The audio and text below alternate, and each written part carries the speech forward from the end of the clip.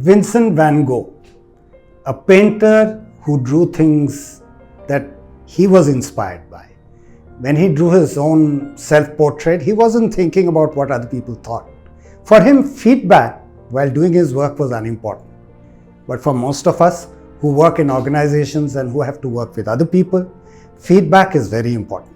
Because it's not just about what we think we are doing, but actually far more about how it lands on the other side. How is it that it is seen? I remember one of those cases where I was working with a very experienced and a very fine leader.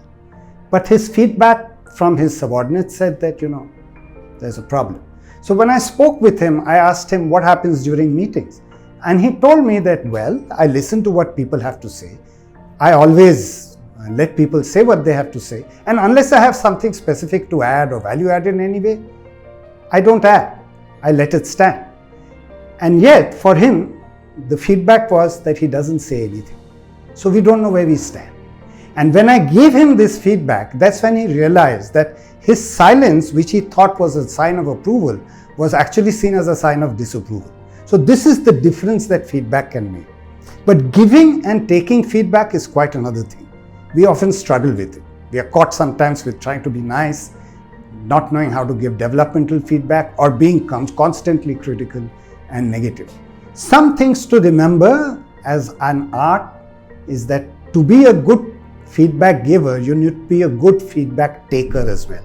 So which means that the listening skills are important for both. You really have to hear the other person and say things in a way that will resonate with the other person. Similarly, when somebody is saying something to you, you need to listen with intent and truly understand. While giving feedback, it's important to separate the person from the action. So do not make it about the person. If this one key thing you practice, which is to say it not about the person but about the action or the behavior, and to listen clearly without being defensive and not having answers in your mind ready, you will find that you have crossed the first big barrier for being a good feedback giver and a taker.